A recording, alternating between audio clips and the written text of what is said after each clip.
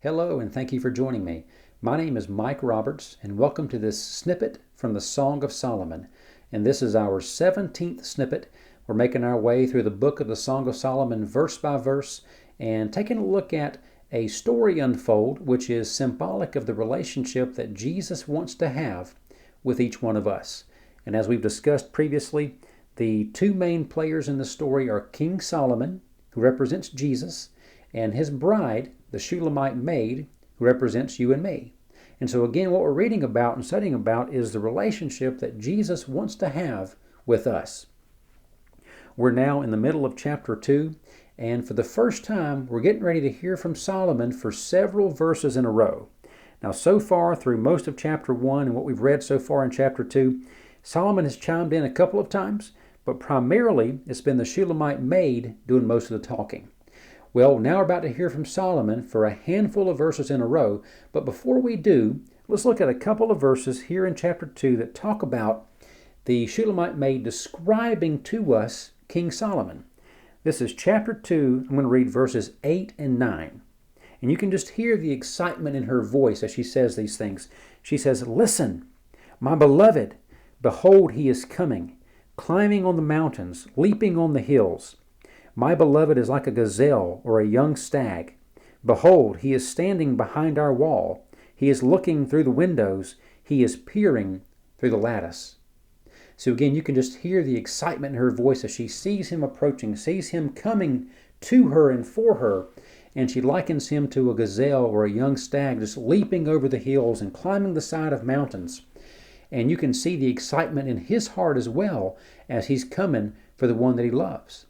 And then she talks about him being kind of flirtatious. He is standing behind the wall and almost teasing her a little bit and looking through the windows, and he's peering through the lattice. Now, back in chapter 1, in verse 4, she said to him, "Draw me after you, and let us run together." Well, in these two verses, we see that prayer being answered. He's drawing her.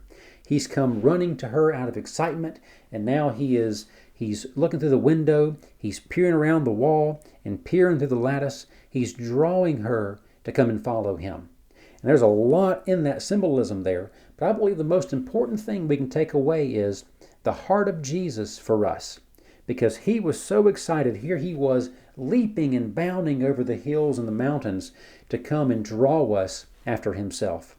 And the relationship that we have with him is based primarily on the love that he has for us. Now, we have our part in this as well. We love him, we worship him, we serve him, and a relationship takes two parties, but it's all based on the fact that he loved us to start with. And here we can see him drawing her so they can run together. And Jesus draws us the same way. He gives us invitations to come and follow him. And again, it starts with his heart for us, and he makes the first move. 1 John chapter 4, verse 19 says, "We love him because he first loved us."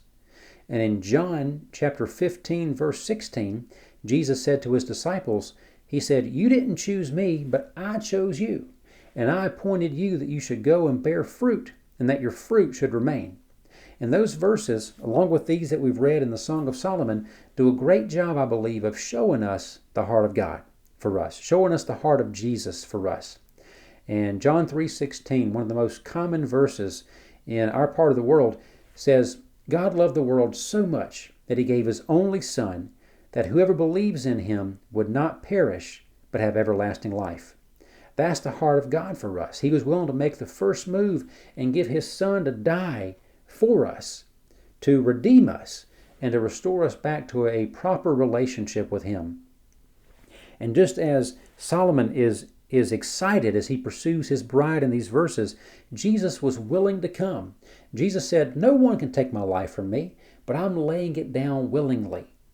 And Philippians 2 tells us that he gave up equality with his Father for a time and took on the form of a servant and then died on a cross to save you and me and to make that relationship with us possible once again.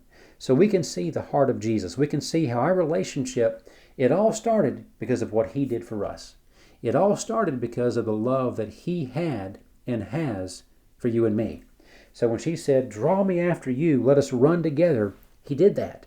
He answered that prayer right here in verses 8 and 9. He does it again as the story progresses, but here we can see him drawing her to himself because of the love he has for her, which again symbolizes the love that Jesus has for you and me, that God has for us, that he would give his son, and that Jesus has, that he would come and lay his life down willingly to make salvation possible and available to us, and to make eternal life with him something that we really can have.